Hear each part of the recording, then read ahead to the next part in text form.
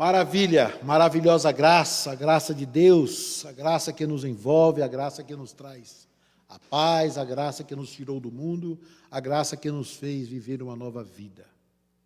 Essa manhã eu quero falar com vocês, em cima da ideia do texto que nós vamos falar, que a suficiência emanada de Deus nos credencia, mediante a fé, a ministrarmos a graça salvadora. Amém? A graça salvadora.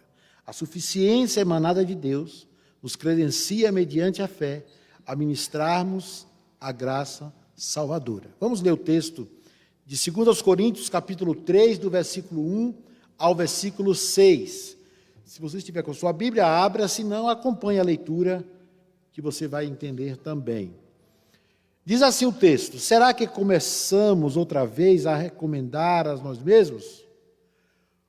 Ou será que precisamos, à semelhança de alguns, de cartas de recomendação para vós outros, ou da parte de vós?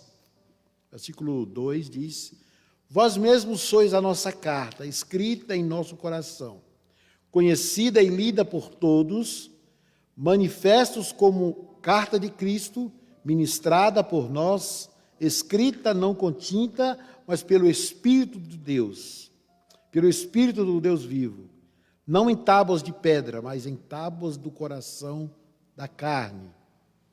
E é por meio de Cristo que temos tal confiança em Deus. Não que sejamos capazes de pensar alguma coisa como se viesse de nós mesmos, mas a nossa capacidade vem de Deus. Foi Ele quem também nos capacitou para sermos ministros de uma nova aliança, não da letra, mas do Espírito, porque a letra mata, mas o Espírito vivifica. Eu volto a repetir que a suficiência emanada de Deus nos credencia, mediante a fé, a ministrarmos a graça salvadora. Eu vou orar. Deus, obrigado pela Tua palavra, obrigado porque ela é linda, obrigado porque ela é viva, obrigado porque ela foi escrita há mais de 2000 anos, mas ela é real. Ela nos faz ver a necessidade de nos conectarmos contigo e a necessidade de estarmos falando do teu amor. Nesta manhã que o Senhor possa falar ao coração da tua igreja, ao coração dos amigos, ao coração de todos aqueles que estão nos assistindo, em nome de Jesus. Amém. Glória a Deus. Tem um filme chamado A Espera de um Milagre. E nesse filme, o ator Michael Duncan, um negro de quase 2 metros de altura, um guarda-roupa, ele vive o papel de um homem que matou 2 crianças gêmeas. Ele é acusado de matar 2 crianças gêmeas. E durante todo o filme, ele tenta provar sua inocência, mas ele é julgado, condenado e mandado para o corredor da morte. E ele vive ali naquela cadeia, ele cria um relacionamento muito estranho com o carcereiro, que depois ajuda, tenta de todas as formas provar também a sua inocência, mas já está determinado. Embora quem assistiu o filme saiba que ele não matou as crianças, mas ele é condenado e é julgado, e ele vai à cadeira elétrica. E tem toda a trama do filme que te deixa muito emocionado, mas eu acho que uma das coisas mais difíceis na vida de um homem, de um ser humano, é quando a sua índole é colocada em xeque. Quando alguém duvida daquilo que você diz ser ou daquilo que você é, as pessoas duvidam do que você é. Esse texto que nós lemos, nós começamos o texto com Paulo colocando algumas perguntas para os coríntios, para a igreja, para o público, porque neste momento a índole de Paulo, a sua apostolicidade como apóstolo de Cristo, a sua vida como cristão estava em xeque. As pessoas não estavam olhando Paulo que viajou, que criou igrejas, que fundou igrejas, que esteve com povos, mas as pessoas começam a olhar a vida passada de Paulo quando ele teve uma vida um tanto quanto contrária àquilo que ele estava dizendo, e as pessoas começam então a perguntar, mas será que ele realmente é apóstolo? Será que ele realmente é convertido? Será que ele realmente é esse homem que ele está dizendo hoje que ele é? Então Paulo começa o texto, meus irmãos, ele começa assim: será que começamos outra vez a recomendar-nos a nós mesmos? E no caso de Paulo, como ele foi um dos últimos discípulos de Jesus, e foi chamado pelo próprio Jesus, lá na cidade, quando estava caminhando rumo a Damasco, Paulo talvez ele diga assim: será que eu tenho que voltar a convocar Cristo a falar comigo? E pedir para ele que ele escreva uma carta para trazer para vocês? Será que eu tenho que provar isso para vocês? Ou será que precisamos, à semelhança de alguns, de carta de recomendação para vós ou da parte de vós? Será que alguém aqui tem que escrever uma carta para me credenciar, fazer aquilo que eu já faço? Será que alguém tem que me credenciar a poder pregar o Evangelho? Então ele diz assim, ó, aí ele volta no versículo 2, irmãos, ele diz assim, ó: vós mesmos sois a carta escrita em nosso coração, conhecida e lida por todos nós. O que Paulo está dizendo é que aquela igreja, aquelas próprias pessoas que tinham uma vida cristã, tinham uma vida diante de Deus, que estava questionando, Paulo diz, ó, vocês mesmos que já ouviram falar de Jesus, que já são convertidos e que já têm a sua vida ao altar de Deus, vocês são a nossa carta, vocês é a minha carta. Vocês são aqueles que me deram, devem me credenciar a pregar o Evangelho, porque foi através de mim que vocês ouviram o Evangelho de Cristo. Mas as pessoas não estavam tanto quanto tranquilas em relação a isso. E no versículo 3, Paulo diz assim, ó: manifestos como carta de Cristo, ministrada por nós, escrita não com tinta, mas pelo Espírito do Deus vivo, não em tábuas de pedra, mas em tábuas de coração de carne. Paulo está dizendo assim: vocês são as pessoas que aceitaram o Evangelho. Vocês vivem hoje o Evangelho porque eu preguei, porque nós falamos desse Evangelho e vocês pregaram. Então vocês devem ser a nossa carta de referência. Vocês, a comunidade que aqui está, é a carta que nós precisamos. Eu não preciso de uma carta de recomendação de fora para pregar, para falar do que Deus fez na minha vida.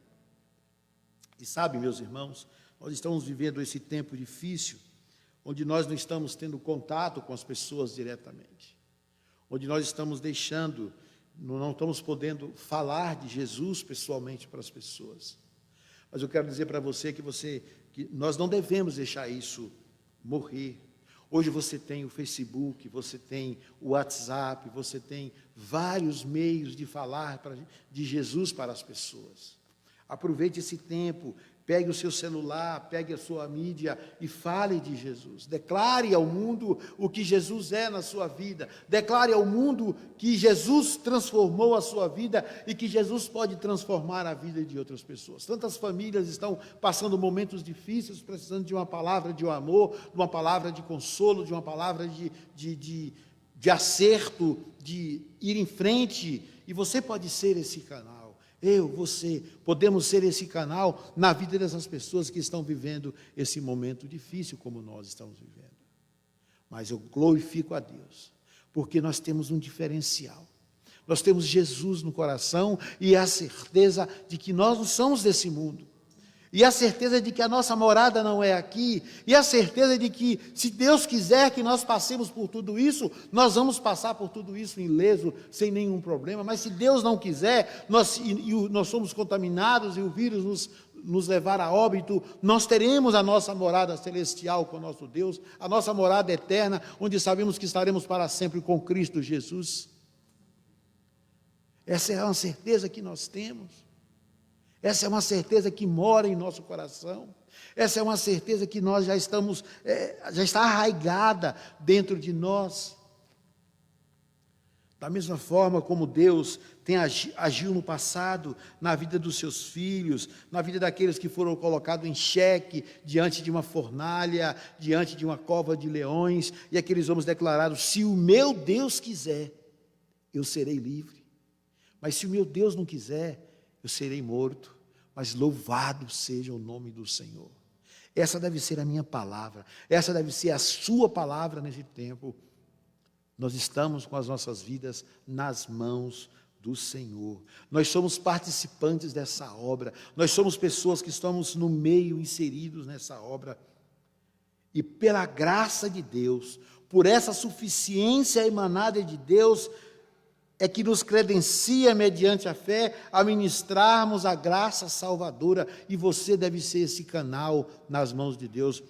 O livro de Hebreus, capítulo 3, versículo 14, um livro um tanto quanto enigmático, porque nós não sabemos exatamente quem escreveu esse livro, em que época foi escrito, mas ele está na Bíblia.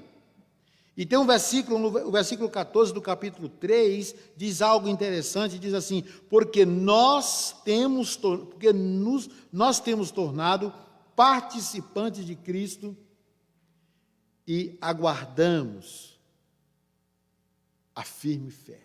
Aguardamos o firme fim, onde vamos encontrar com o nosso Senhor Jesus. Mas ainda estamos aqui, com quarentena ou sem quarentena, ainda estamos aqui. E estamos participando desta obra que Jesus colocou lá na cruz, começou lá na cruz, quando Ele estabeleceu essa nova aliança, quando Ele estabeleceu esse novo pacto, quando Ele estabeleceu esse novo momento onde um pecador miserável que não tem mais, pelos olhos da sociedade, já não tem mais conserto, não tem mais jeito, e muitos até dizem assim: esse agora só a morte vai resolver. Não, essa nova aliança traz a oportunidade para essas pessoas, mesmo que tenha vivido uma vida miserável, uma vida degradante, pelo sangue de Cristo, ela se torna uma nova criatura pelo pacto de Cristo na cruz do Calvário. Isso é muito maravilhoso, isso é lindo de ver, né? O versículo 4 diz que é por meio de Cristo que temos tal confiança em Deus. É por meio de Cristo, irmãos. Nós mesmos, por nossas próprias capacidades, podemos até fazer algumas coisas, podemos até realizar alguns feitos, podemos até realizar alguns sonhos, mas nós somos falíveis. E aquilo que fazemos também será falível se não tivermos a nossa confiança em Cristo Jesus. Que Deus possa nos abençoar e que nós possamos servir como elemento de bênção na vida de outras pessoas. Que nós possamos servir de elementos que possa ajudar outras pessoas a passar pelo meio do vale sem cair, sem sofrer maiores consequências. Então, essa semana, pegue seu telefone, liga para as pessoas que você conhece, aqueles que estão nos seus contatos, na sua linha do tempo, manda uma mensagem, diz para ele que Jesus o ama, diz para ele que Jesus é importante, diz para ele qual a importância que Jesus tem na sua vida e que certamente vai ter na vida dele também. É maravilhoso poder olhar para o texto e ver o quanto, mesmo Paulo passando por essa situação, aonde a sua índole, aonde a sua credencial estava sendo colocada em xeque, em dúvida, e ele então interroga aqueles homens, dizendo: será que começamos outra vez a recomendar-nos a nós mesmos? Será que precisamos de carta para dizer que nós somos o que somos? Somos servos de Deus, comprados, lavados pelo sangue de Jesus. Versículo 5 diz assim, não que sejamos capazes de pensar alguma coisa como se viesse de nós mesmos, mas a nossa capacidade vem de Deus. E aí ele fecha assim, foi Ele quem também nos capacitou para sermos ministros de uma nova aliança. Não da letra, porque a letra mata, mas o Espírito vivifica. Mas o Espírito nos dá vida. O Espírito nos traz esperança.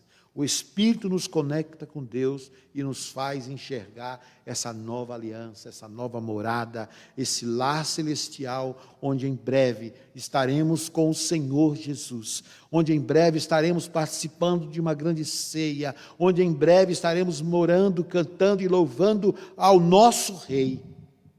E aí não teremos mais necessidade de nos preocuparmos com vírus, com doença, com nada, porque lá não teremos mais esse tipo de problema. Eu quero nesta manhã